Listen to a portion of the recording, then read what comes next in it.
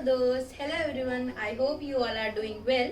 My name is Kavita, I'm your Spanish tutor and you are watching Language Fluent.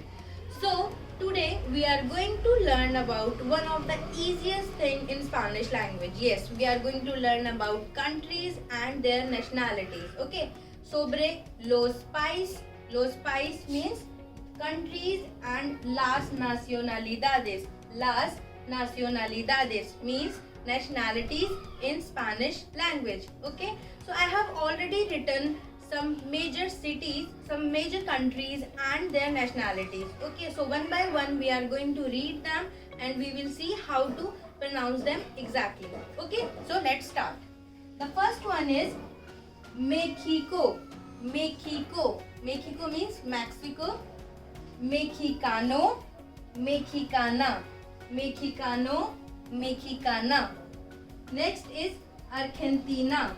Argentina. Argentina means Argentina. Argentino. Argentina. Argentino. Argentina. Okay. Italia. Italia. Italia means Italy. Italiano. Italiana. Italiano. Italiana. Brazil.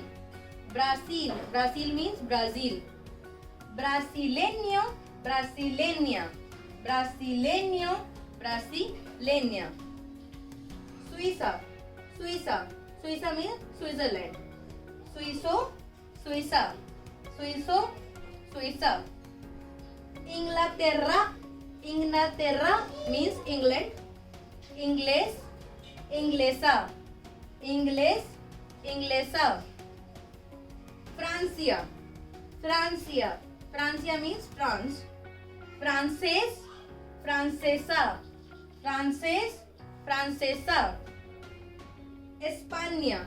España. España means Spain. Español. Española.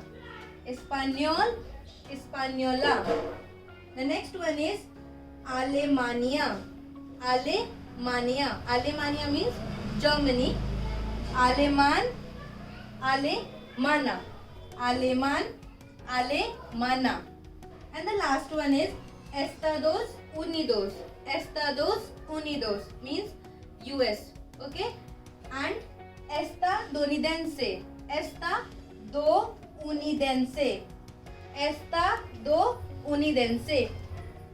As you can see here, in both masculine and feminine, the nationality is similar. Okay, so we have covered almost all the major countries and their nationalities.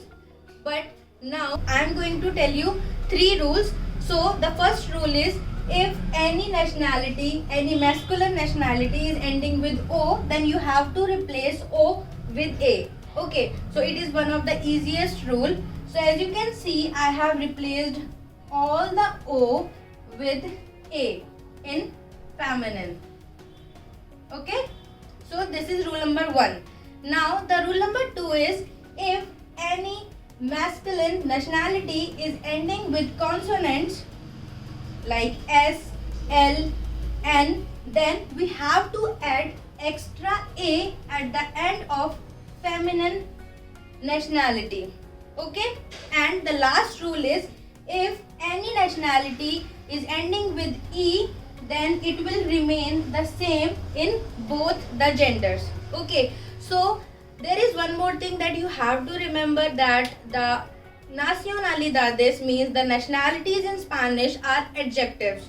So you have to make sure that the adjectives, basically you have to make sure that they must agree with the number and gender of the person which we are going to describe. Okay, so these are the basic rules. Okay, so now we are going to see few examples with nationalities. Okay, so I have already written 2 or 3 examples with nationalities. And yes, there is one more thing that you need to remember, that we always use ser verb with nationality. Okay, ser verb. Now have a look. So the first example is Ana es mexicano. Ana es mexicana. So here I have written 2 sentences, and in like between them there is only one sentence which is correct. Okay, so as you can see, Ana is a feminine subject.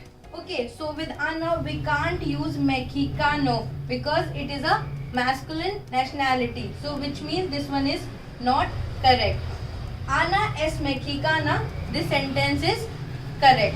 Okay, now we will do the second example. Juan es estadounidense, Ana es estadounidense.